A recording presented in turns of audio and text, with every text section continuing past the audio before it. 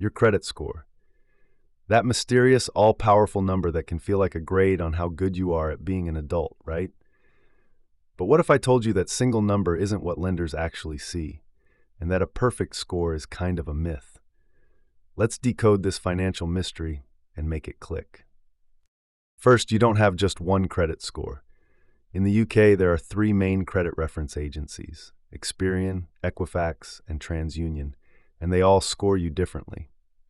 Lenders pull your credit report, which is a history of your borrowing, and then use their own secret sauce to decide if you're a good risk. The score you see is just an estimate, a financial reputation snapshot. So, what actually builds that reputation? It's not just about paying your credit card bill. It's about consistency over time. Having old, well-managed accounts shows stability. Using a small percentage of your available credit, your credit utilization, shows you're not over-reliant on debt. But here's a fact that trips people up. Having no credit history can be almost as bad as having a poor one.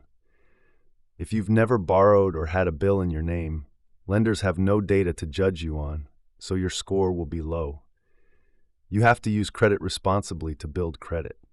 It's not just a score for a mortgage. It can affect phone contracts, car insurance, and more. Understanding it's a reputation, not a grade, is the first step to mastering it. Did that make it click?